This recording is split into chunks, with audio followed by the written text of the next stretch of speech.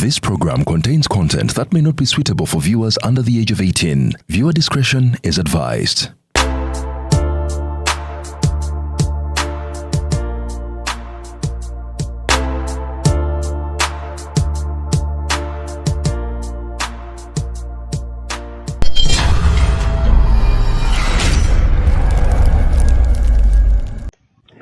Hello.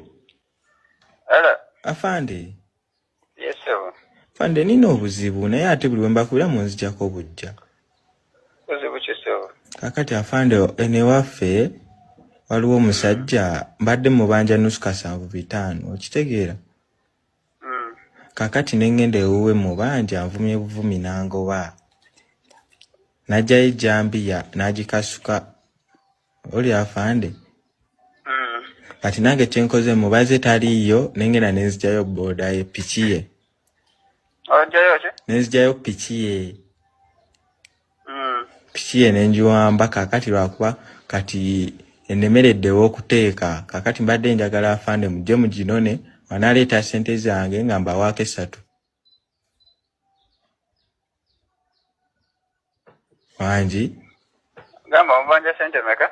Mubanja kasanvu bitaano. Kasanvu bitaano? Iye. Wamujjeko piki ye? Mujjeeko piki. Asooka kusasula kasanvu bitaano. Asooka nsasula kasanvu bitaano lwakuba kati piki simanyi givuga naye neera ndi mu bweraliikirivu afande ayinza okukola ki? Ayinza okujja n'agibbawo. Kakati mbadde njagala mujje mugipiikinge mugitwale gyebeera ku CPS. Wanampa ssente zange nga mbawaako 3. Ng'otuwa ki? Nga mbawaako 3. Osigaza nnyo bitaano? Nga nsigaza nnyo ebitaano. Afande mba nteesezza bubi. Wanji? Wanji? Nkubuuzeemu. Mbuuza afande.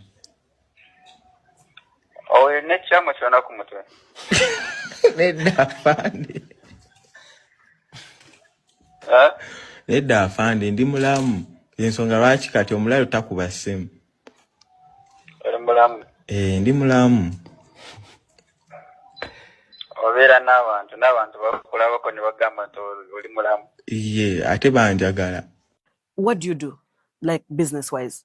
For now, I'm my man's baby. You're a man? My man's baby. You're your man's baby? Yeah. You're not working? Chanagara. You're not working? Somebody's working for you?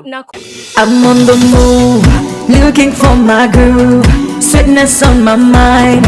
Mango, apple, tamarind on the go. Flavor Mocha Chupa, refresh and go. Flavor on the go, yeah, yeah. Flavor Mocha Chupa, wherever I go. Flavor on the go, yeah, yeah. Flavor and go, refresh and go. The Ugandan Cultural and Tourism Festival 2026 is in Germany from the 26th to the 28th of June at Bahnhof Street 40 85609 Munich, Germany. We are showcasing Ugandan culture, tourism, investment opportunities, diaspora engagements with Uganda Revenue Authority, Uganda Investments Authority, NSSF, NIRA. Come renew your passport and Ugandan ID. Find out the banking details. Come and test the Ugandan food and coffee. Opportunities for German and European capital investors, networking and investor matchmaking. The Federation of Ugandans in Germany will then officially be launched. Then we will vibe to the tunes of Shiba Karungi and then direct troop entrance is free for all. Come, let's experience Uganda in Germany. 3 days of culture, music, tourism, investment, fashion, food and diaspora networking at the Uganda Cultural and Tourism Festival 2026 in Munich, Germany. This is a celebration of Uganda's heritage and opportunities. The Uganda Cultural and Tourism Festival 2026 in Munich, Germany is powered by Embassy of Uganda in Germany and Uganda Tourism Board. Ruzungu kadera zuku tujikole sawa namba ruzungu. Ruzungu tugenda namuza kujira kutoka ntoko nimbuzi nyankuno ndiye ala bora babaddi abakyala wale somoyo manyambuto katonda ya chambuto genda weji waminge yabawereza buno bukeke obutini singa babu mutwale bamusonse kamukamwa bwonna n'abufulumiza mu nnyindo. Kibwa alina guno omuggo gwa Musa wayitista bibi ya mu detergent. Waliwo wanangali ebola y'akasajja kasendi kalimba bannange. Sendi bannange.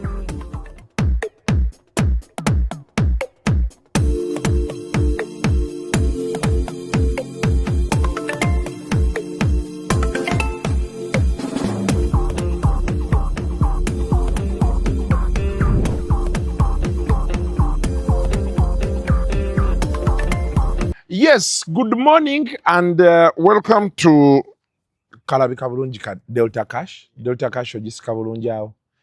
Nebe mbasigiwanise. Manyi basajja ba sponsor bange banteekamu akasente kangi.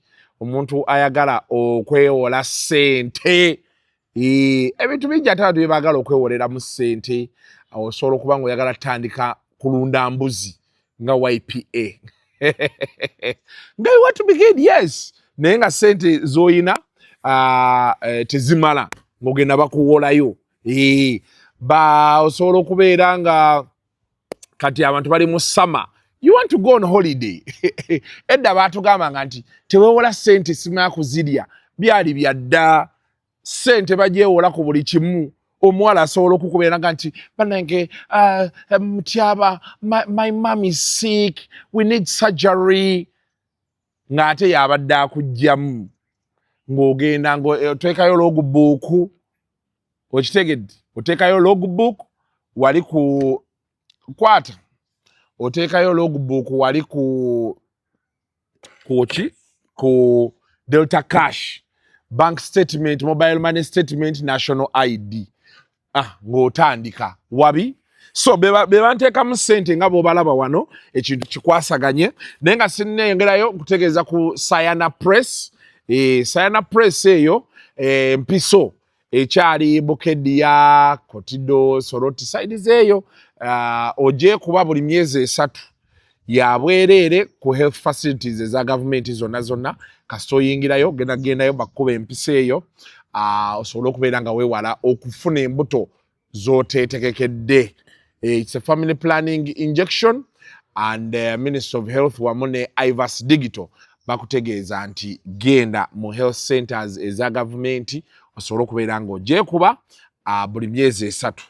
Genda n'omwami wo basobola basomese bwetambula oluddako gijjayo gwe wennyini n'obeera ng'okola ki ng'ojje kuba. Banaffe aba Airtel nabo bakutegeeza nti abakyalina campaign ya school fees star 165 star 185 star 6 hash oba downloading my Airtel app osobola okubeera nga ate osasulirako school fees oyingire draw. Tulina abawanguzi 100 buli omu emitwalo 3 buli week million 12 za ggaba. Yes. Then nga tuvuddewo tulina bannaffe aba Nile Agro Processing bakutusaako Nile bar soap, Nile cooking oil ne Nile flour. Kati be balina ne brand ya modern cooking oil, modern bar soap ne modern flour. Sobola okubeera nga ate ogenda mu maduuka gonna weefunire ku product ezo. Ekirungi kye balina bali ku Nile wali wennyini Jinja company yaffe ya wano. Buli lw'oba wagira obeera owagidde munnayuganda munno. Nile Agro Processing, modern flour, modern bar soap, modern cooking oil, byonna osobola okubeera nga ate obikwasaganya wabi si wabi si kyekyo kale awo nga tuvuddewo nsookerewa nalabyeho nalebo Nambooze ng'ayogera ku YPA Youth Platform Africa. We have a full interview on Kasuku Live. We hosted those people. So katsoka tulaye Honorable Nambooze kyadda nnyonnyola. Bannayuganda mwe bali babba balituusaawa ne waliwo kati benjogera abatandise okkaaba baawaddeyo dda ssente zaabwe mu mbuzi. Bali abaana bazze dda n'abalabye online naye weewuunye poliisi yeefuula ng'etabiraba. Luli abaakaaba nga bababbye ssente z'enkoko baatuuka nawa neewange. Nentwala petition mu parliament nenkola kinga government egamba bo baaki baawaayo ssente zaabwe. Ne kaakati kiri bwe kimbo ogula embuzi 2 miliyoni 1.5. kakati mbunozireka ku faamu bo bakusuubira okutandika ofuna amagoba mu myaka emeka ebiri kakati mbu bo bagamba nti embuzi yo bw'ogulemu ku nkomerero y'omwaka zijja kuba 3 naye ne bagamba bw'ogula 2 ku nkomerero y'omwaka zijja kuba 6 nti buli mbuzi emwe kuwayo obubuzi 2 omuki omwaka naye ne bagamba naye tugalantinga emu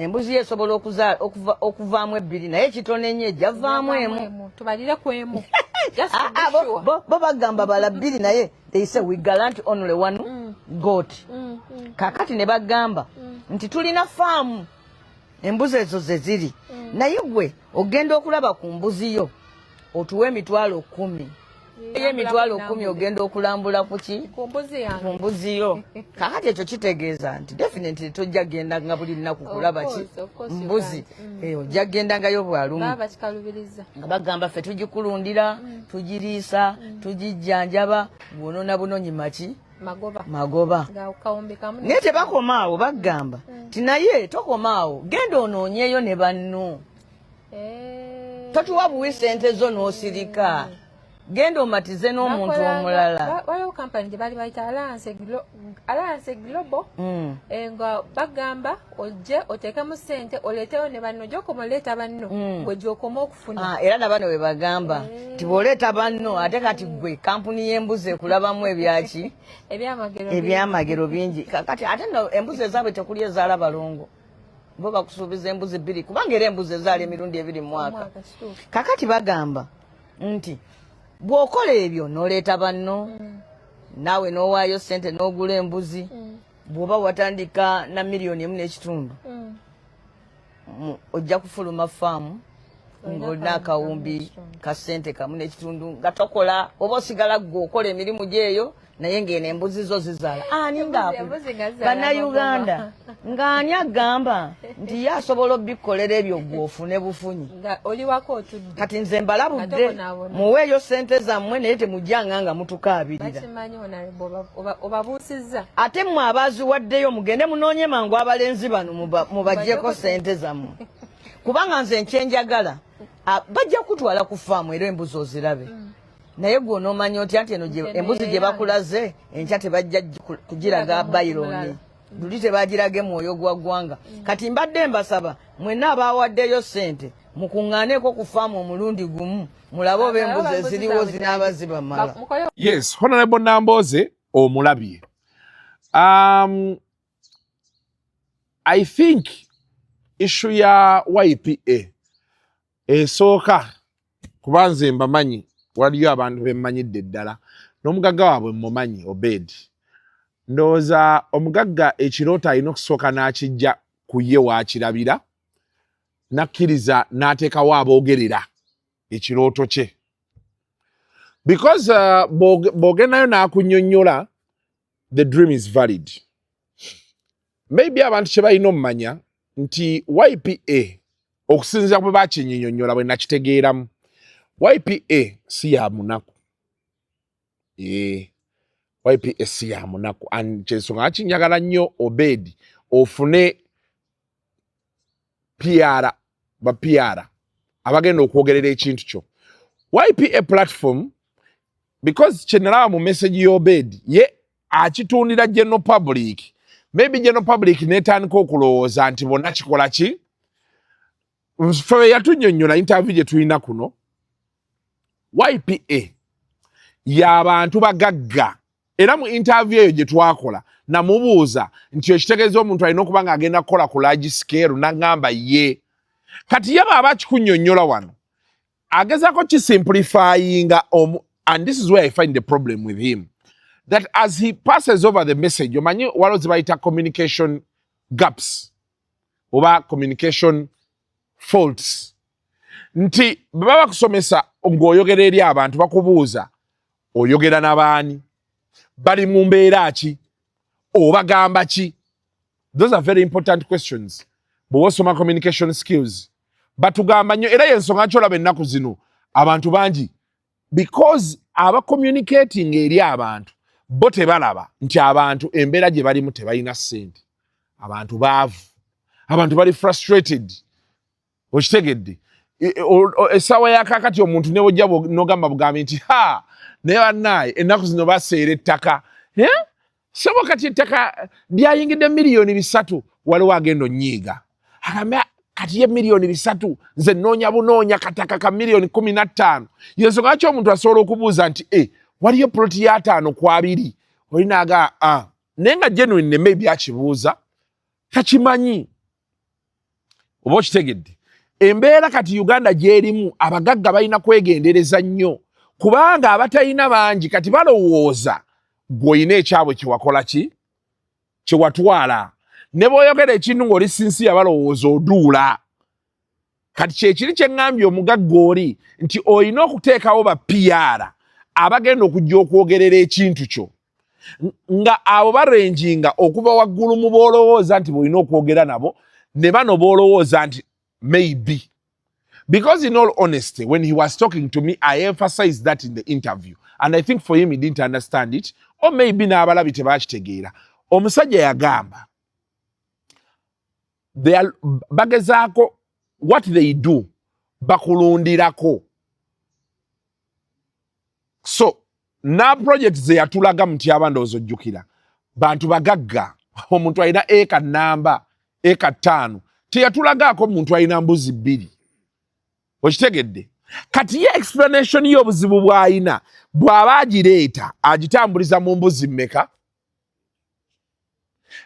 It is not realistic when you're explaining to people about 2 goats. Because why should I buy 2 goats? Ongambe nti zigenda zaala mu mwaka emirundi 2. I don't know if that is so.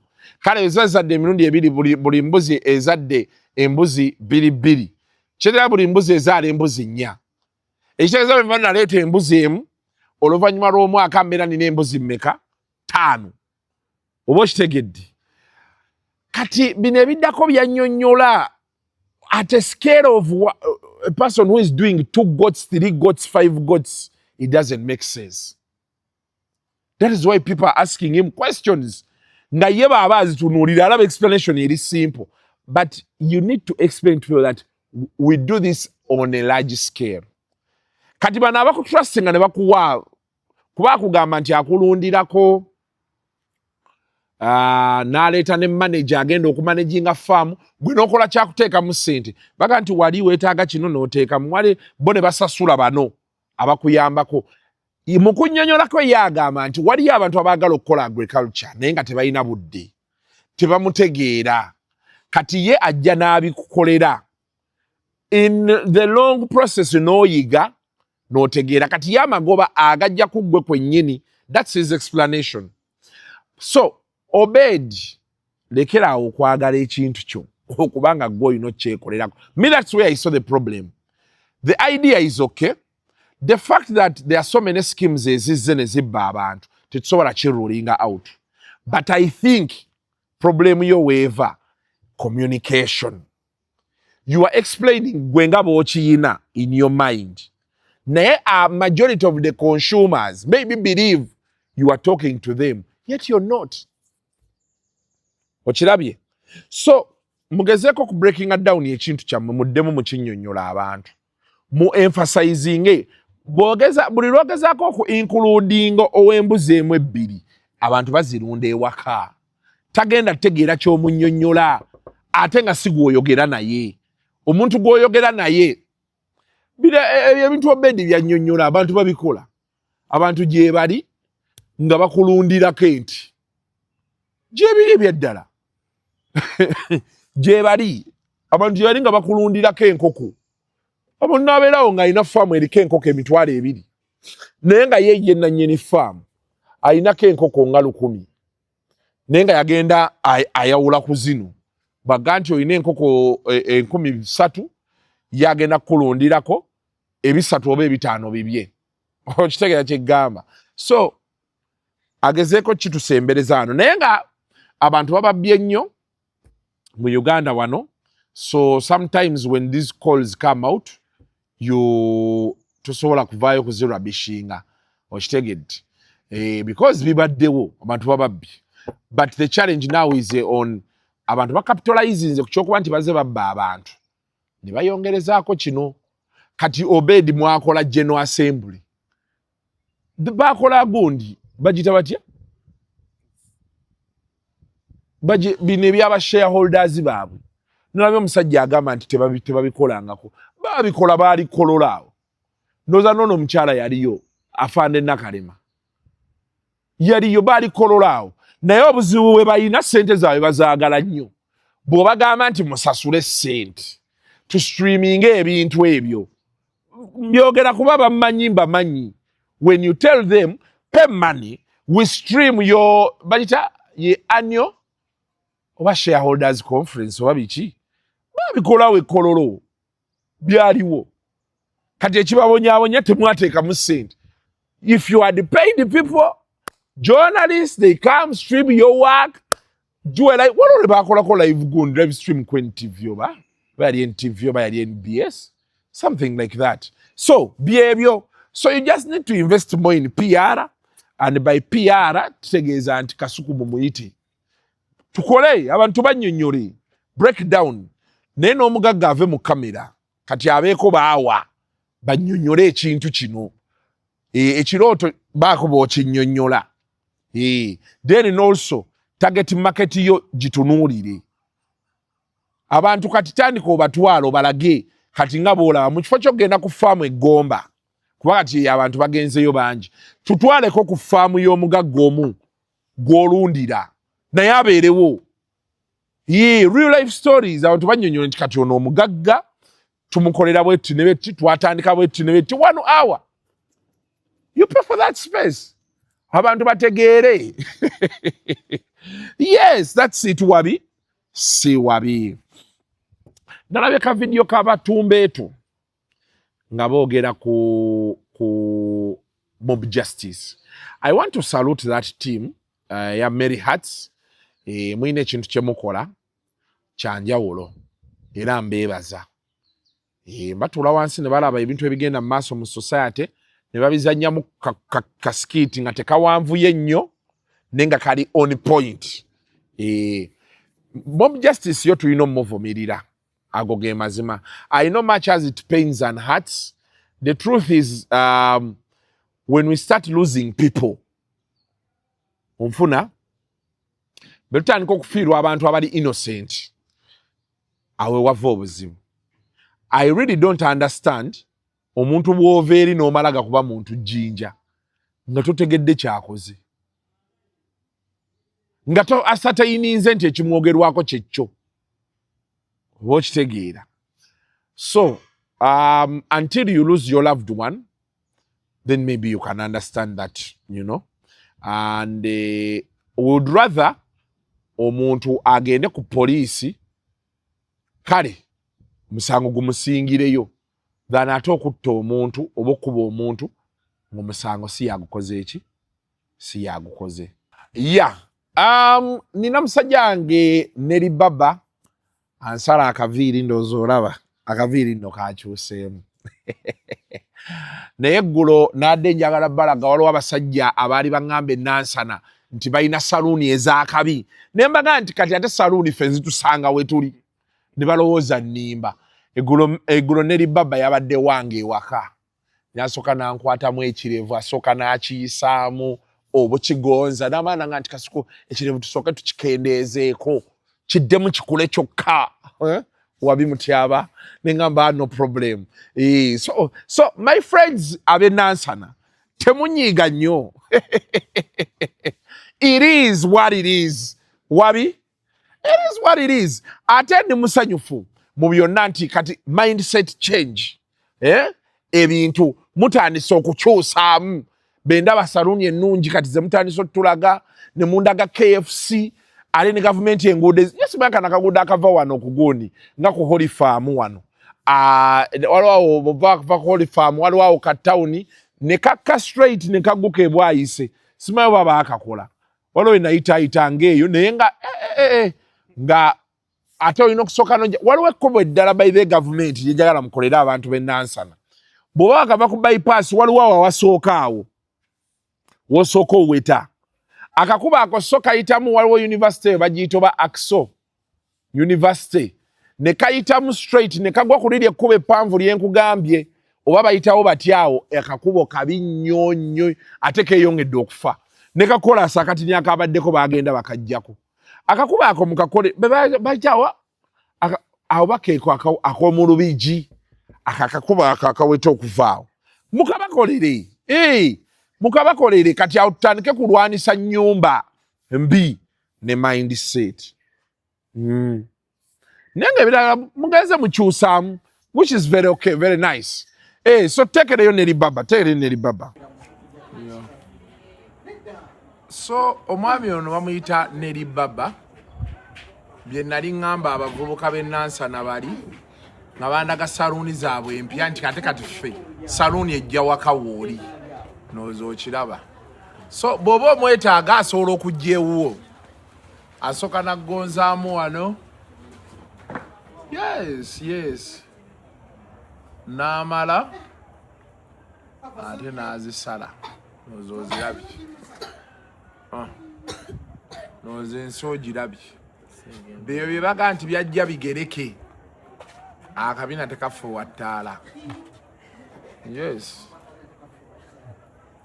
kino kye baali bategeeza you be here and things happen neri baba kiri kitya abantu bamanyi gye tuvudde myaka miyitirivu nnyo ndowooza okirabye and still going strong omusajja ono nze namugamba tandika nimbye n'atandika kino kye tuliko kati is the best baba in town ojja sangayo abantu bakugambe bino nabiri osobola okubeera eyo nga gwowoza saagala genda mu zisaaluuni biki aye tulina ne vaani tulina n'omuwala asala enviiri oyinza okuba gwe oyagala muwala kusala kati ab'amasaagi be tutayina oyina ab'amasaagi nooza okiraba kati abaagala ogenda physical ku UK Mall kwetuli UK Mall ekansanga entinda wa no Pioneer Mall epozi wangamba ogenda kugulawo ku Pioneer Pioneer Mall wansi abantu tebakyapakinga ku nguudo obuvuyo bwaggwawo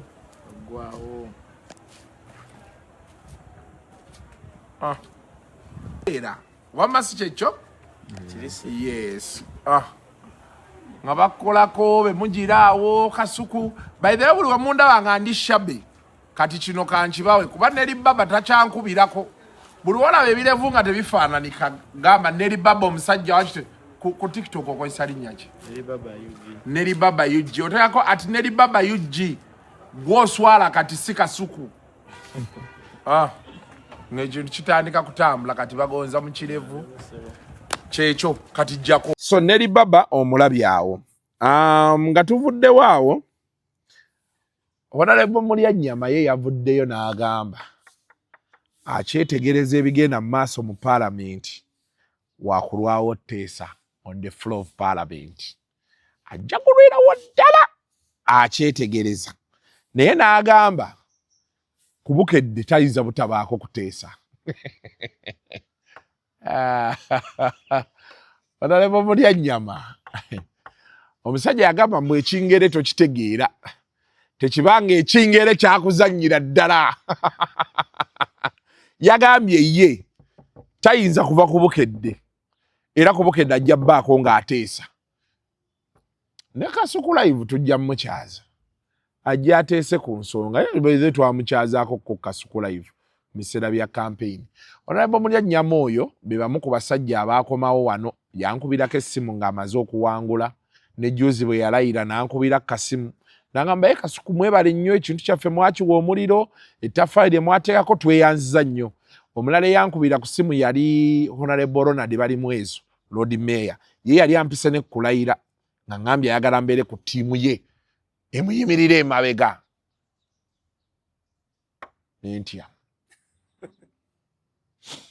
natya nagamba tunaafuna biliyoni ez'ettaano nga batulaba emabega w'abalimu ezo kyokka bambi nava wano ku show nga mbyerabidde ate nina okwambala amasuuti ne nga kasita honorable yalayidde ebisigadde tunaalabagana. So I thank you. Enkanu saafuna saagala babiwaga nti bampa ssente but baakola katesi ne bakuba ya tuyinza okuba tulina kinene nnyo kyetwakola naye ne Jozi mukulu Magoola twalina Fred yawo nga twogera naye natuga nti Kasuku mujje tulye tunywe. Honorable Magoola ssebo byongera ompeeyo olunaku tufune we tutuula. We make it happen. We make it merry. We make it merry. We eat, we drink, you know. Yes, tekayo mulya nyama. Nti Flora Parliament ene badde yo nonese ku mulembe ekisanja kiri ekya 2010 ekisanja kya Parliament ya 11 nga tusuubira nti kuluno tujiwe enkizo abantu baddemu tuteeka mu trust abantu baddemu okuteeka mu Parliament obwesige singuzi yokka naye ne bye tusubmittinga zikyovola bangenda kulaawo okusubmittinga kubanga nkyalabira ddala baani abali serious baani abaagala amawulire baani nja kusigala nga nkyasubmittingira ku bukedde ekyo saagala balimba abantu bamanye ensonga zange zirisa kubanga ndabye tukyalina omuzannyo mungi tukyalina abantu bangi bano mbalabye ate naddala abantu abavengo olabye omusajja wasituse okwogerera ekigambo kya Karamoja nga talabika mu project ene gye tuliko ey'okwewola ssente ey'amazzi abadde serious tuwane ebintu tubiteekamu just kusaaga busaaga. Yes, kati awo nga tuvuddewo ba MP no babagambye bakomyewo passport. Olina ka video yako babagambye ba MP bo bawagwa komyawo passport bazita service passports. Ba minister mukomyewo passport badde simayi bulijjo bazikomyawo. Oh baba. Nice. Olina okusaba ennyo. Asajja ne bola abalwanira obuyinza. Lumu nasangako gundi, nasangako Honorable Kalwanga.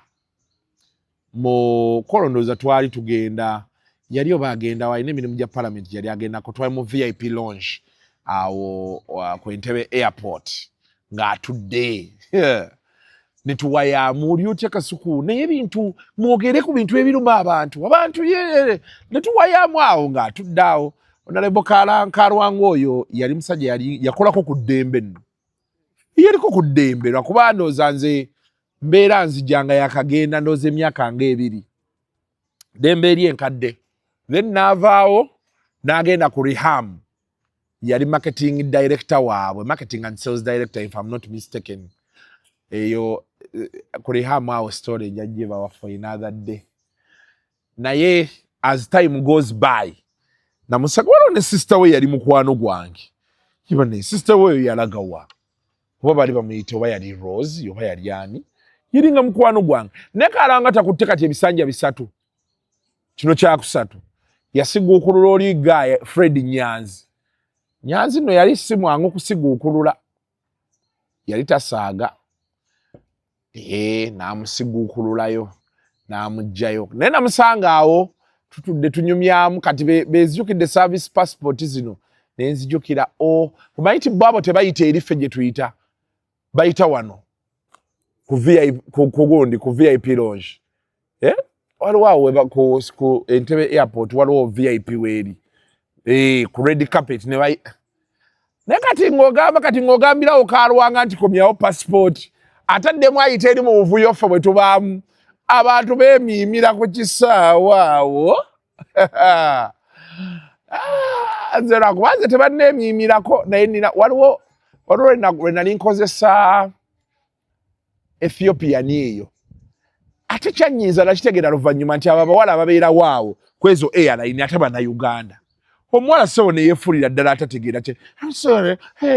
Okutusale bamugamba mwana ebyo ebintu by'okola ono Kasuku tewayogeza luzungu yefuula busima biki ate nekeesinisa ebinnyo byako kati mmala oyitamu ntuuka eri kajaawayo Kasuku but nakagamba bw'otanva mu maaso. Awo Entebbe waliwo olunaku olusobola okya n'obeera frustrated kuviira ddala eno emmotoka gye zipaakinga osanga omusirikale nga why are you parking here? Nenda mweyongere eri wansi tamuteeka wano. Nomugamba boss. Eno drop off area. Tukkirize tujjemu ebintu tugenda. Kati era n'omusanga nga takukkiriza wano wennyini nnyini tayagala bayimirirawo ayagala muyingire munda. kati n'ovaawo n'ogenda kuba rapping emigugu ndowooza olunaku lwo lukya buki n'osanga aba rapping emigugu nga baakedde ku olwo tebaagala kumanya n'ovaawo n'olyoka osimba layini n'osanga abo ab'omulayini awo balina bacekinga awo ng'otutte amatooke mangi ng'otutte walagi ng'otutte ki bino bireke bidde emabega kate n'ofuutuka awo n'ogwa ku bali wali abo aba airline nobaga nti bannaye gundi eri ku ssimu no we want it the real copy nobaga you should have printed it olunaku nga lwakedde ne bamala okuprocessinga wano n'otuka wali n'otekayo emigugu olinaga nti muyiseemu gulamu 5 baako kyojjamu waliwo omunauganda gwe baasuuza emmere yali azze n'emmere ye nga nfumba endowooza yali agitadde mu kakonteyina agenda giryako oba nga agitadde ennaku yangwatirako kisaawawo n'entunuulira omusajja yali agenda oba Amerika kati n'ofubutuka awo nze nina omukisa mubi buli lwe babacekinga bano be baagala okugyako sima balina bakakuyisako be bati balabo bababeera bakebera njaga oba ki batu Kasuku balina omukebera bukati bekati bakati ndindako tukuddemu banno bagenda olwo tonnagwa wali wojjiramu misipi n'engatto ne balyoka bakubuuzaako kaki ako kasenya subulula tulabe n'olyoka kati obadde ne pasipooti yeeno ng'ebyo byonna tobiyitamu kati abasajja ne boolaba balwana batuufu ebifo oyitawo buyisi n'ogenda batuwe nga bagamba bazikomyewo. Then now I call upon the former members of parliament who have been holding the service passports. Now that their term of office has ended, that honorable title also ends, and it ends with that passport.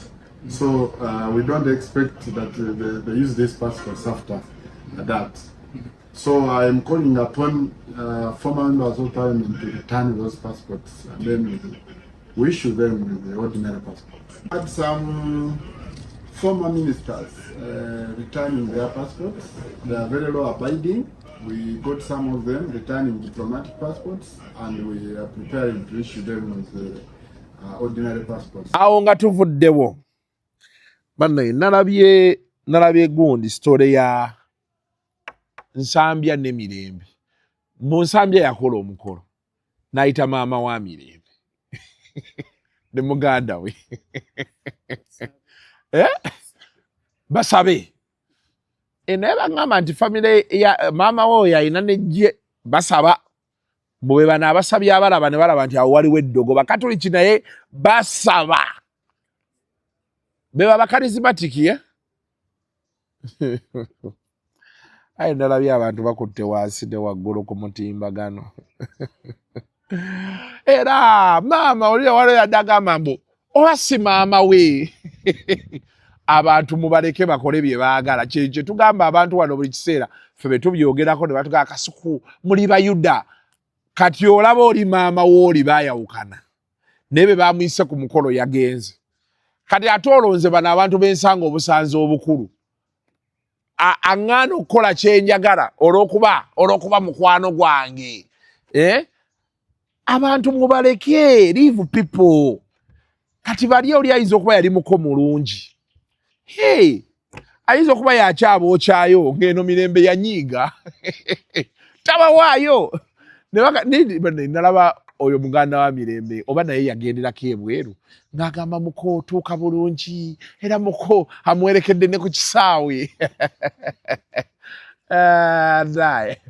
bw'obeera misagaano bagamba nti bw'obanga gwe Mirembe oyinza owulira ekintu nga kikutte kikunuguna kikunyiga ffe wano ku misagaano kituyita ekinyiizo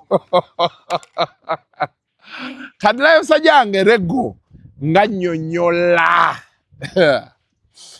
ng'akutte ekikopo kya Nsambya akikutte baati akiwanise nebyadda nnyonnyola byebyo ate awo kati olwakuba ti ennaku zino waliyo bamaama nga they are hot omuwala be yeewuuza ng'okwana maama we sigambye nti this is the case naye rego yagambye nti bano baayawukana kitegeeza oyita kyali muko kati ba mukwano wali asajja nga tebasaaga tewalabye Lwasa be yagambye namubuuze nga nti Lwasa kacyoga mukazi baaleta muganda we wano naga nti nze mulya Lwasa yagambye yamulya kimugiseewo akajanja ako oleetaleeta baganda bo wano so byebyo teekayo Rego ng'atunnyonnyola mweka nyini mwatugamba Nsambya yayawukana n'emirembe n'ekipapula ne mukireeta ekya divorce kitegeeza maama wa Mirembe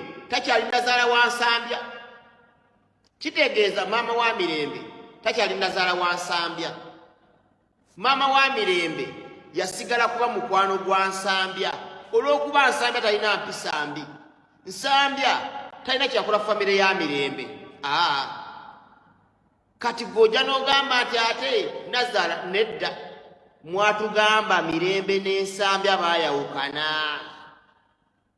kati bano famire ya Mirembe yasigala kuba mukwano gwa Nsambya basigala kuba mikwano gya Nsambya kubanga Nsambya talina kye yabakola ate nga n'amazima matuufu bakimanyi nti omwana waabwe yatatuuza sikaati wansi bakimanyi omwana waabwe yatatuuza sikaati wansi Eva ayagala kutwala abako waka buli mwaka ayagala atwala abako ewaka kati bwe mwatugamba nti Nsambya takyayagala n'emirembe kitegeeza ono maama wa Mirembe takyali nazaala wa Nsambya they are just friends they are friends kati mwagala maama wa Mirembe akyawe Nsambya on what basis they are friends ate no yabadde misa kusaba bali bakazi bakatuliki bakola mu church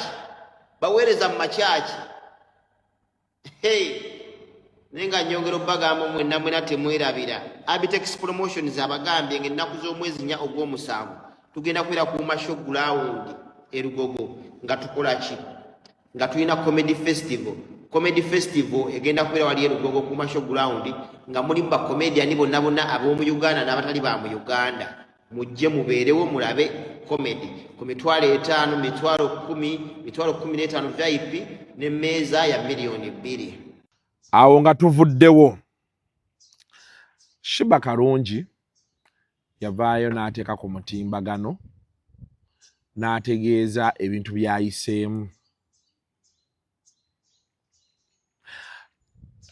ndawa ennaku zino oluusi nsirikawo njogera n'ebyenjogedde naye ebintu ebimu kati ngenda nsirikawo wakati Shiba agamba yakola surgery eya after birth so she must have gone through bagamba mbu abakyala awo bamala ozzaala some of them there are some episodes they go through that are a bit traumatic era batugamba tulina okubeera a bit kankateekeyo omuti abakateekeyo nga nange benkasoma 3 weeks in India and now back home with a grateful heart.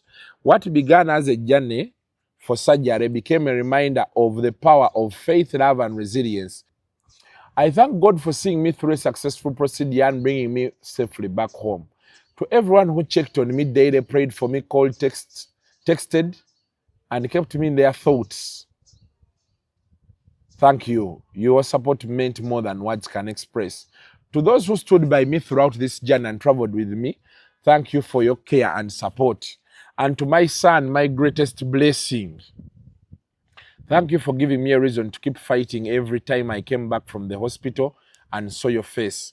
I felt stronger. You reminded me of what truly matters and gave me the strength to keep going. The healing continues, but today my heart is full of gratitude for life, for health, for family, for friendship, and for every prayer said on my behalf. Aina nawe yagambidde maama we yabeererawo ayina okugenda ate mu kkooti oba wabirabyeko ebyo nabyo. Yeah, so the thing is, well, she didn't specify what surgery she really had to do, but after a year and a half of struggling with a condition caused by childbirth, I finally had to travel to India for surgery, then straight back home into court the next day. Sometimes people see the headlines, the photos, the appearances, but they don't see what it takes to keep showing up. I was advised to rest, but some responsibilities cannot be postponed, and some battles are too important to walk away from. So I showed up. That's why you see my mother, my family, my team standing beside me. They have witnessed this journey firsthand. They know the pain, the challenges, the hospital visits, the difficult days, and everything it took for me to get to this point. Their presence wasn't just support for a court appearance. It was support for someone they have watched fight through one of the most challenging periods of her life. So keep going, keep believing, keep fighting for what is yours. One day you look back and realize that your toughest moments revealed your greatest strength. Alhamdulillah, always God above all. Yeah, I think for Fena, even away from whatever Shiba is trying to say, we all need to be kinder. We all need to be understanding. Everybody is fighting battles. That's the honest truth. Not to say it to sola kuogero, but it's sola gamba kubantu. But it's just a quick reminder. June is a men's mental health month. Like I always say, check on someone. Abantu abasinga bemulaba abalabiko kubeera fine tebali. Sometimes we need to be understanding, compassionate. Sometimes it may not be all the time, but we all don't know what the other is going through. Human struggles are real. People go through a lot, you know. So we just need to be kinder, much more understanding. Nalaba abantu abali bogera ko Jaden yakola transplant yagwa. He's now facing the hardest part. In fact, banga, I think nanisema yokwogera edwaire India libalimu balita Fontis, I think. It's one of those very big hospitals there in India. And I think like 2 weeks ago, yalimu ICU for a full week. You're relapsing and she started getting seizures because immunity. So it comes back to those people who said, Arimba, yekoza, bichi, you know? So you imagine the things that go through his mind. Arimo ICU arwanira bulamu. Right now kati alina okubanga fight gy'alina ya kukoma waka kasebuli yali amudautinga nti kati nzuuno mukitegedde. Kati you imagine omuntu eyagamba nti abo bakasuku sima muri mali ansimbi. Just imagine he comes back, he's healthy, and every day you have to look at him and say fenga abantu tulina kye twakola. That is our testimony in life. The boy is alive. So sometimes we just need to, I'm not saying don't talk. Those who want to talk, you can talk. But sometimes, yeah. On to the big story today. Iriku Saha.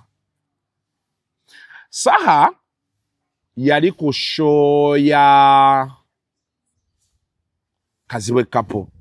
Najja n'ayimba nze nali ntudde namuwulira yatandika mpola ntandike kolete onawaye n'atandika akamwanyi kaaliwo omusajja wali soko tuwe vidiyo eyo.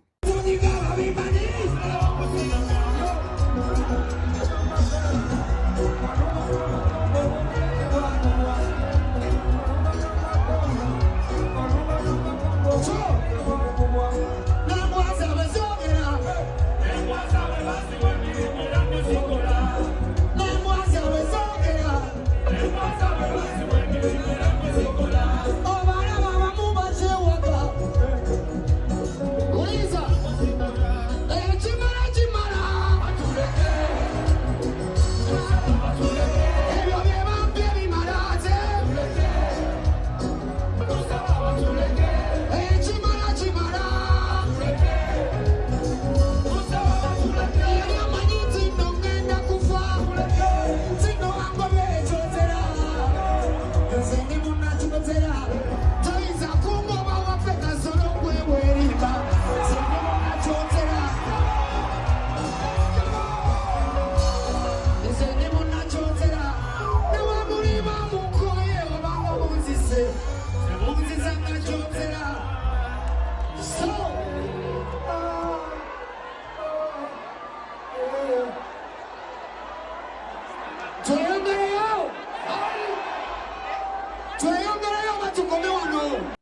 kati bwe yavaawo n'agenda ne wabweru n'ayogerako eri bannamawulire kavidiyo ako kalina ng'ayogerako eri bannamawulire nako katuwe ng'abaffe be babaweeweka nkudde Kasolo simusaŋŋanko wantu wonna yatta ssente zange sasula amabanja nakati nkyali mu Gamooze n'ebyolaba nnyimba gye bayinonera emmotoka yange ndi mu mabanja ga Mooze ye musanze ali mu kunyumirwa ali mu kukate ne mukazi we ng'omusajja omuganda bino bina politics aside okubira ku munno mu nnaku gy'alimu ng'ozze ssente ze nange ndi musajja yeegatta obwekasi siri muntu nti naloodikana Kasolo musanze ali mu pata acakala nze yatta ssente zaffe ewaffe twaziikayo omuwa puresha ye ali mu kunyumirwa kuba mwongere ebifo mwenna muli beekyotera mwenna muli beekyotera talikiddira njagala nkutwale step by step ku Saturday misana twali wano ku Talk and Talk Show twaliko ne Bebe Cool Sandy Jenkins Bebe Cool ne bavaayo ne bakondeming ekintu kye yakola and this is what they had to say. Saha oba omuntu yenna amuli okumpi amugambe and I will take a notch higher. Saha tumanyiganye bulungi mukubire. Saha ekintu kiwakoze si kirungi. Mu buntu tulina okubeera nga tuwa abantu abakulu ekitiibwa. Minister omuntu wabanga minister omuntu ne bwabeera member wa parliament aba alina kyakusinga. Okay? Tosobola musanga ku mukolo abakusinga abakusinga tosobola musanga ku mukolo n'omwembarasinga ekyo saha kiwakoze nkivumirira nesekuvumirira yenna abategesi balina okwetonda uliriza nemuyitamu nalimo minisita nagula emmeeza nemwita oli omuvubuka n'amuvuula bakola lihaso omukate bamugamba nti abantu b'ekitiibwa tobavolera ku stage eno oba kyebagate bategere kyadagenda kukola waliwo kigatta ngambye nti oyo buli lwayimba avuula era bategere nti kyagenda akola buli wamu nedda tukole bwe tuti njagala kusinziira wano ngambe saha oba omuntu yenna amuli okumpi amugambe and I will take a notch higher. Saha tumanyiganye bulungi mukubire. Saha ekintu kiwakoze si kirungi. Mu buntu tulina okubeera nga tuwa abantu abakulu ekitiibwa. Minister omuntu wabanga minister omuntu ne bwabeera member wa parliament aba alina kyakusinga. Okay? Tosobola musanga ku mukolo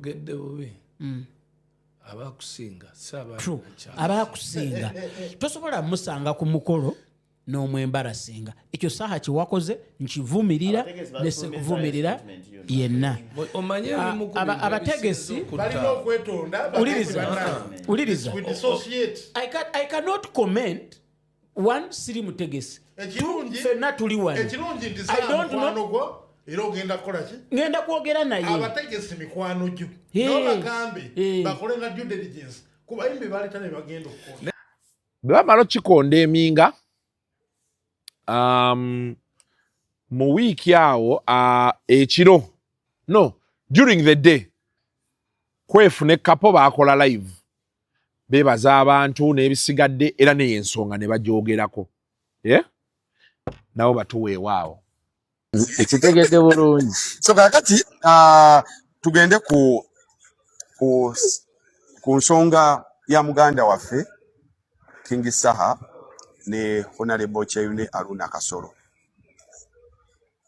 Waliwo video gye nakolako nali wa Saimo ne bagamba nti ebyobufuzi waggulu eri ababitutwala batuyambe bagonzeemu mu ngeri gye bakolamu emirimu gyabwe ne bannansi basobole okuba nti tetugenda ku politics oli ow'obwannalukalala extreme si mulungi kiseera kituuka n'oba ng'olinayo omuntu nga Honorable Leader of Opposition bwe yagamba mu Parliament nti abeera concerned singa omubaka w'NRM awambibwa nga n'ab'NRM bwe balina okuba concerned singa owanuupu awambibwa nti byonna ebikolebwa eyo bitukosa eno wansi mu nkolagana yaffe gye tuwangalamu n'emikwano gyaffe oluusi ne baganda baffe nti era video we muligenda ku Saimo official yeri nabagamba nti kati nga honorable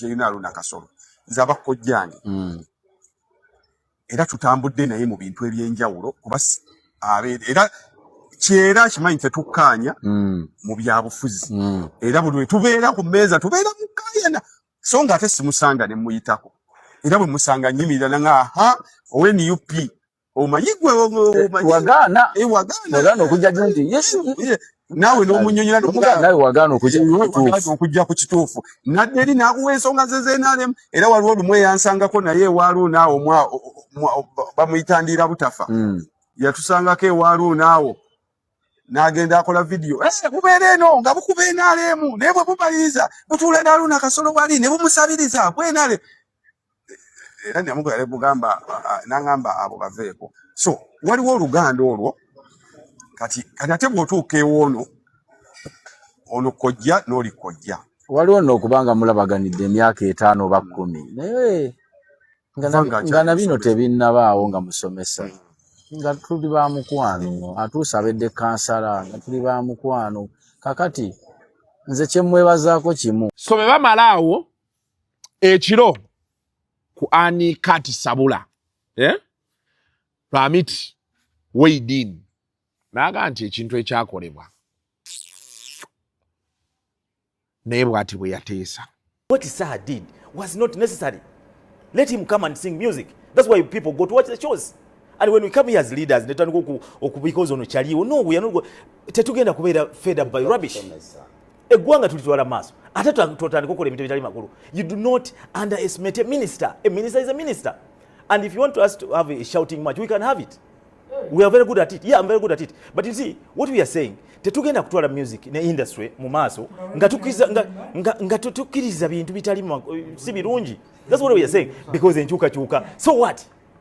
Ocheka kyegamba. Fenna tuyita mu mbeera. Kilo ya sukali bwagigula, ono mukyala bwagigula, nono bwagigula. Tewali wonjawulo. Fenna tugula sense zimu. So we are not going to enkyukakyuka. So what is enkyukakyuka? Enkyukakyuka, yes, buli omu ajagala. But you do not go exactly. Tetugenda kukiriza bintu because we want to be seen as if we are so good. We are not going to do that. We are supposed to talk sense. That's why we are coming on this show. So from there, eggulo Sunday, Saha n'agenda ku live. N'asooka n'akwata musajja wange Jenkins. Ayasose kwata mukadde waffe Dirisa. N'amuteeka wali. Mututeere yaawo. Anko Sendi wanimbyemu. Nina we mbadde nkubalira. Nkutoddeko eddala limu. Wanimbyemu Anko Sendi. Yazwa kuba family friend. Sijja kwogera bingi. Naye oyo mwambala bimpi Jenkins aleme kusooseka bigambo kuwa bya munnange. Jenkins ayinza okuba yanjawa bukyayi kubanga munnange nze siri muguzi nnyo wa Nairo. Naye mbadde nkusaba Uncle Sendi woba nfunyemu Thomas nkubira. Yes. Woba olabanga waliwo problem nkubira nkuwe side yange tosalanga gwakawala. Gatulide gwakalenzi. Webale nnyo. Fenna tuli bantu wano. Ate kabaka ekinnuma abantu abamu tubasinga n'abaana batusinga bukulu. Tubasinga obuvunanyizibwa batusinga bukulu. Oluse miswa gitweregera ku mirimu lwa responsibilities affe. Ate kabaka sinonya sente zagenda kuchakala. Ekinnuma ku muntu nga Uncle Sendi is your friend, is a family friend. Noba ali ku pano ngeyo agamenze Saha nja kwogena naye alime kuwate kujajinga public ate akusange mu ewuwo ate ogenda kunjajinga public ale onsange mu bantu nkulinye ku ngato gambe nkulinye akagere. Si birungi ebyo. We've been friends for a long. Towetabika mu bantu batanjagala. Toyongereza bakozese. Uncle Sendi oli mukwano gwa Saha tukuwe ekitiibwa. Toyinza kubeera ku pano ya muntu bali mumujjonkera ate nga naawe oyongerako Uncle Sendi.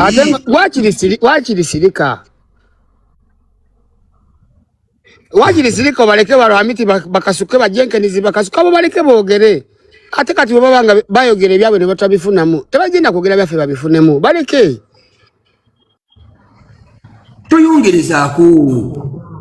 Era namunengeza kya kwongerezaako ate noyongerezaako with audacity nga gwe kanyini oli mu balaganti you have audacity on me that means you can talk to me ate nga nchirespectinga kuba oli mukulu wange webale nnyo Kingisa yabadde akusajja omusango ng'ate alaga nti agenda kukubira era akiraga nti akuyina waffe wayekeza mu katini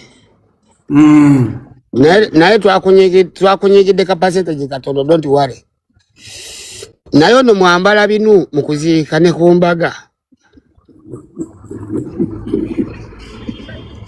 omusajja omunene yenna oyo abeere wa maama we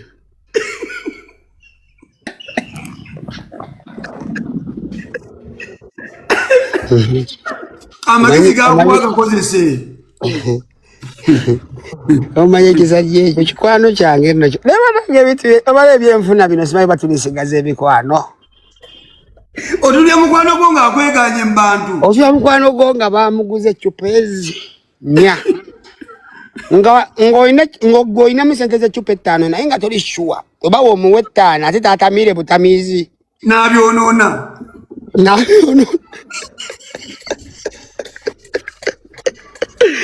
naye kati ekinuwe kiri musaawa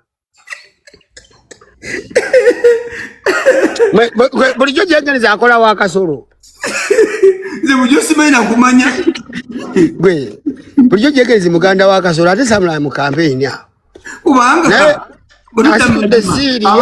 abantu abo ebbanga lyonna lye bafunyemu ennyo ye kasolo oba ye Kingisa kubanga emboozi zaabwe zitambulira ku mmwe kajegezi alina ekyemisana nga wa papa ajja ntandikeko nze mbitegedde ku makya nti kasolo ne Jenkins bagatta maama balina kye bagatta baba tebagatta ku family bagatta omusawo omuganda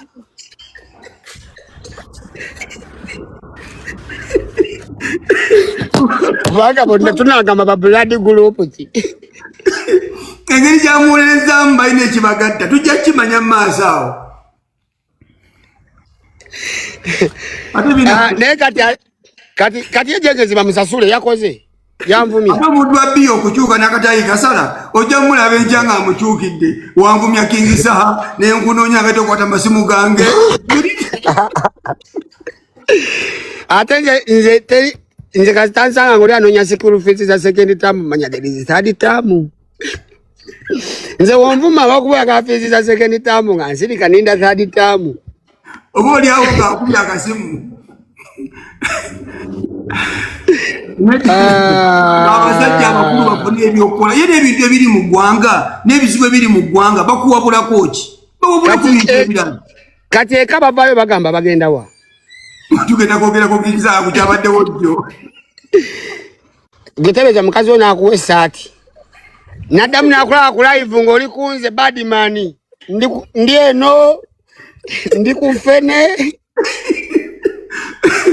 bwe babadde basimbula ewaka yagambye mukazi we nti nno ki mukagende mwambalire Kingisa abo boolaba nno bakwata n'obutabo nga baveeka ngoyinza lowooza atadde mu new stock gyagenda ne old stock gyagenda kudduka ku balansinga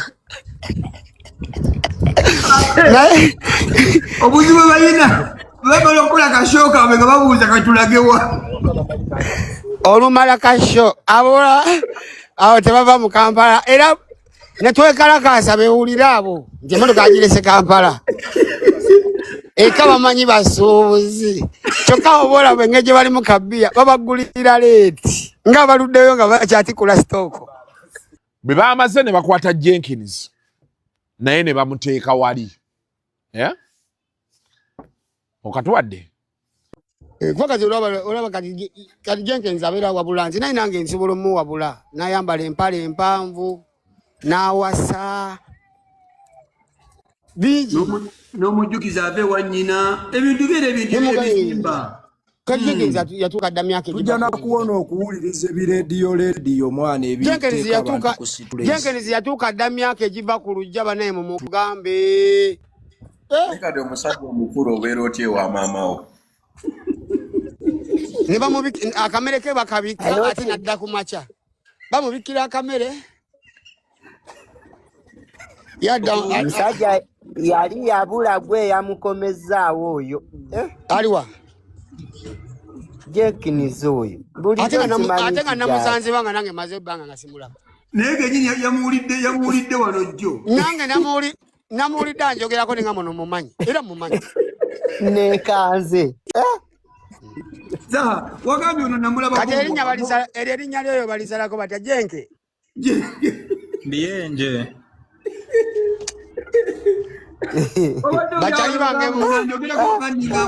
Bachali bange bali ku TikTok musobola okunsigira ku Jenkins lipstick ne lip shiner ne mumuntaginga mune mumpereza akafananyi ne mulabako nga ndudo mulaba ate mukatete yajja kunyuma mukatete Jenkins bakamwambaze abachali bange basoma IT muso okunyambaliza ku Jenkins akatete indabe with that figure how can that woman look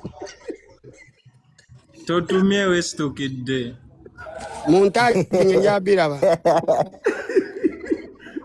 Oyagala bamwambaze batya? Bagera njaga bamunyambaliza obuteteeyi. Bamunsigire emimwa. Oba bakisaba muntereko ne kawigi. Baba bakisa. Totumie. Njagala ategeere nti gwayogerako yagenda kutuma abantu bamumukolereko emikolo.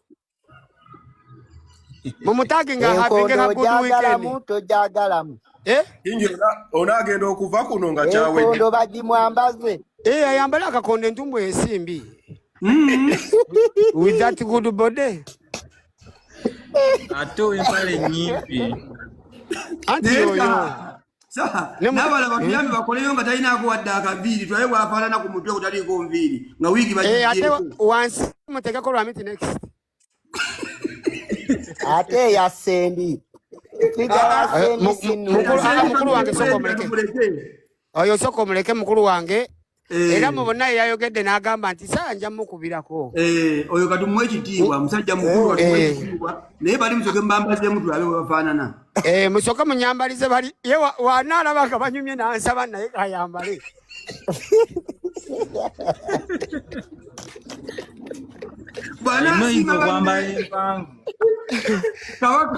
Bwanasima banne nga banyumye nga naye omuwa. Kati bwe baamaze ne Lwamiti naye ne bamukwata ne bamuteeka wali. Natunuulidde interview ya Lwamiti ninga ne Lwamiti ddala musajja ono ebbanga lyamaze ng'ali ku dduniya kuno kati otatamba mulagayo magezi gasukka ku ekyo kati byayogera. Nakalabye nga kalumemba ne ngamba kano kakolako ku TV ne bigaana ne kesimbawo ne bigaana kati ne bide by'okunjogerera bigenda gaana.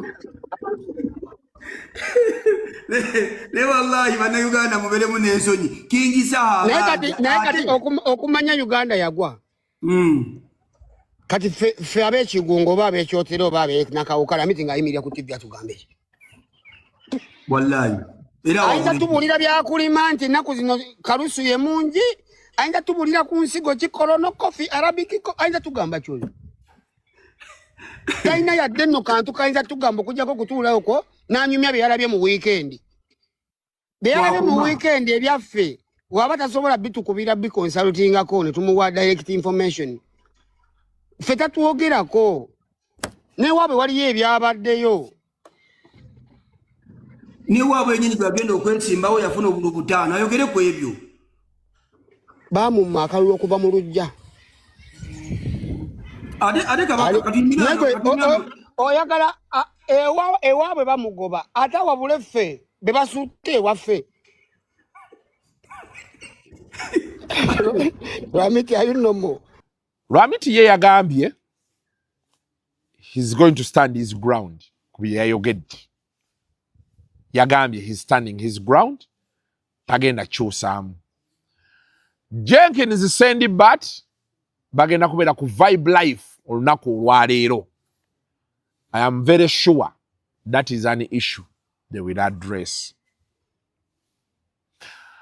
So be sure to catch Vibe Life maybe 6 p.m., 7, 8, 9 around there.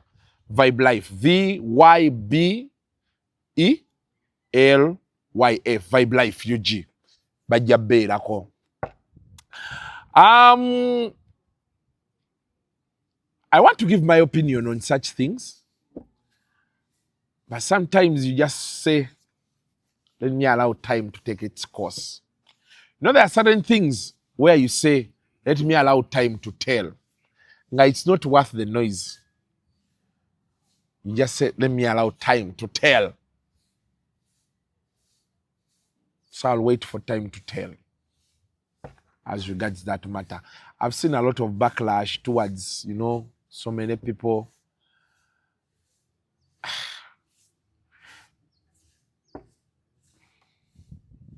Nano mwami gwe nalabyo baye kalibala ng'ateesa ku kapo ne kwefu bye baayogedde. I don't know if he got them out of context oba teyategedde baadebo, I don't know, but he has a submission. It is valid. My challenge is I don't know if it relates back to what Kapo and Kwefolokuta said, but yes, this is the submission. Haji Kazibwe Kapo yagambye nti Honorable Minister Haji Aruna Kasoro ne Saha bonna basobya namulabe ku interview ng'agamba bonna basobya bayabadde ne kwefu. Kati kye neebuuza, Haji Aruna Kasoro musobya olw'okujja ku show yo Kapo, musobya olw'okugula emmeeza, musobya olw'okumuvuma n'asirika nga taddamu, oba musobya olw'okuyambako mu kutegeka show? Really, waliwo ebintu by'osobola okwogera abantu beerabira mangu. Nategeddeko nti Haji Aruna Kasoro yakwata milioni 2 n'aziwa Kapo zimuyambeko mu kutegeka show. Yazimuwera na wakaawe bujuuko namwa milioni 2. Nanyini kifo kya front page bamuyita mulangira something. Mukwano nnyo gwa Haji Aruna Kasoro. Actually now Honorable Kasoro bwe yamaliriza okulayira kuba MP awo yateeka after party ye kubanga nayitawo n'embiraba n'embuuza tera okugendawo okulaba emipiira nembasangawo nga we wali party ye we yagitegekera. Mukwano nnyo gwa nanyini front page eyo kati era yamuyambako mu kusecuringa venue eyo kubanga yagenda n'amwogerera ne nanyini kifo ne bamuwa ekifo. Okitegeera n'amala n'obwa Haji bwennyini Kapo bw'alina Haji Aruna full paid ya payinga trip yogenda e Mecca Kapafu n'obwa Haji.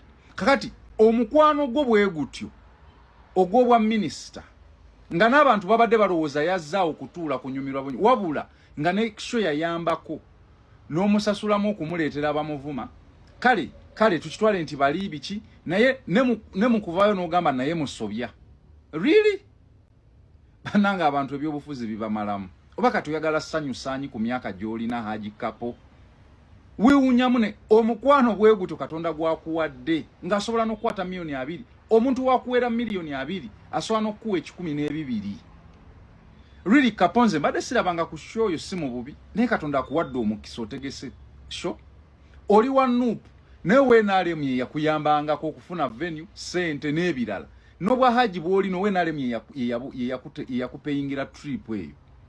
Naye tokigamba abawagizi beeno be mubeeramu eno nga mulimbalimba. Omulese ku show is a honorable minister zene mukyala we talina buzibu bwonna. Bino bye bagamba musimanya ebyokulemesa simanya sawa okutegeka show nawa. Haji Aruna yavayo n'akugamba ye wa security si wa security. Venue yennyini ono yamala n'addayo n'agitegekeramu. Kati waba yali wa kumulemesa kitegeeza n'awo yandibadde amulemesa. Ne wali bavayo ne bagamba nti show bagisuubira okubanga egenda kuba political kuba twali mu biseera bya kalulu. Oshegera security threat government negamba nedda. Abagamba saa mukodomi wa Sale obesolobera mukodomi wa Sale show yo ne bagisaza mkitegeeza n'obwamuko tebukuyamba. Really? Kuba abamu bagamba otakwatibwako mukodomi wa Sale biki nga basaza mu show goza tebasaza mu ndala. Kyogamba saa wamanyi okusinga abantu nga Kayihura be basiba. Kayihura GEN Mulamba batu mukunde.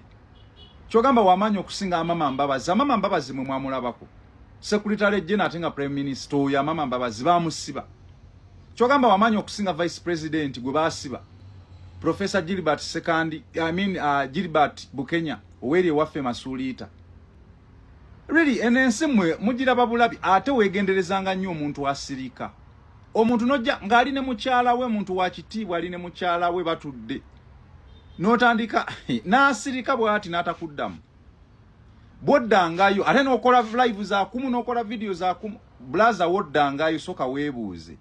Gwebuuza Ichuli yalumba abantu nga tebamuddamu paka kati tebamanyi yamutta. Tewali n'ayinza tebereza yatta Ichuli. So nze point yange eri bweti Haji Kapo wandibadde ovaayo n'ogamba kale bonna bantu bange nja kwogera nabo naye n'ovaayo n'ogamba bonna basobya Kasolo yasobya Haji talina kye yasobezza okujja ku show oba okuyamba kuba okubeera mukwano gwo oba okugula emmeeza on top of million 2 n'agula n'emmeeza really tekyansanyusizza mwana abantu abwe bato mugenda balemesa okujjanga mu concert ebyaddala ate n'ebivulu bigenda bigwa ebivulu bigenda tuka ekiseera nga biri executive nga abantu abagenda mu kivulu ekivulu ekitandikubako nga kya mitwalo 5 aba balekaano oyinza okuddamu balabayo era ojja kwetaaga Kasolo ne mukyala we ne famire ye n'abagagga abalala wabula we bakimanya nti we bajja mu bivulu byammwe mubaleetera ababavuma ne babaswaza nga balina abaana ne bakyala baabwe n'abafamire zaabwe tebajja kujjayo so abayimbi nga mwe mulimu kwetemerako ttaka naye temuyinza kukimanya kale so as we close out today babuuziza Jose Chameleone ku bya mutabani we Abba ka video akavaayo nga n'agamba nti kyade kiyitirivu naye tayagala Abba amulyeko sho naye agenda kufulumya obubwe mbu Abba amuliddeko sho naye teekayo bangambe musolo ya Abba nagirabye adi ngenda kuleeta ne yange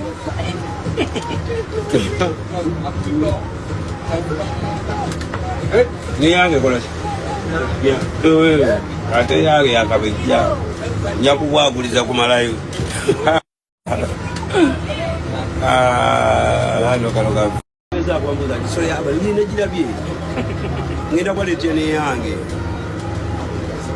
ngenda bawa yange Abba yanzibyeko sho nogizaako mukungane nebale esaana enyo. As we leave, GEN Muhoozi yavuddeyo n'alabula Zubeda ne banne yabalabudde n'abagamba, and then when you are a short woman without a nyash, it is a criminal case. I mean criminal offense. If you're short, nga toyina bina, Zubeda yagamba ayina bina. Abena mwali omo. Yagamba ayina big bum. Yagamba aliyambala yagamba ayina big bum. Kale kati olaba mukazi watu yegendereza tayogera ku byabufuzi. Kala ate basement agiyingirirwa being short without nyash. Uganda nkambwe. Oba gyoli era omusango ne gukukwata ogukuyingiza basement. So abalaba Zubeda mugambe nti GEN Muhoozi yagambye her and her like. You're short without nyash. It is a criminal offense. You have to work on it. Ajje wali ku bash gym atandike zi squat. Ezirete bina. At least aberenge bina alina much as she's what? Wabi? Atagana agendo mweyimirira. Tandika atokwegoba ku kooti. Bambi bamuwe beyiro. Ne wali yosajjale yebbina ku TMR. Ineje egali. Mabina bagakola. Zubeda ayogere n'aba TMR hospital wane Naria. Bamukole sajjale yebbina kuba wali yosajjale ewanvuya. Sajjale ewanvuya jeri. Mukole sajjale yebbina. Wakati. Fere rujja mweyimirira. Wabi? So guys, today is the 15th day of June. World Cup echagendera ddala maaso. So be sure to enjoy yourselves. Abantu mwenna abali eyo. Mufunayo obudde munyumirwe. Ensi muleme gikuba nnyo nnaku. Buli kiseera abantu waliwo abantu buli kiseera wobalaba babeera bayomba. Nze kati sikyaddamu bantu. Be mmala okugamba kyenkugambye. Oli waddemba okkuba enduulu zonna n'ozimalayo. Nze mba nkugambye. Ekirungi obeera oddamu nze. So, have a good time, guys. Enjoy your lives, okay? Yeah, be fine and, enjoy yourselves. Don't stress a lot, Yeah. But most importantly, nze ngendo olwo nyinyuse make money. Wantu amu abalekana bwavu poverty, have some money on you. Bye. The views expressed on Kasuku Live do not reflect those of the host, producers, or management. They are solely of individuals providing them and do not represent or reflect the official policy or position of this YouTube channel.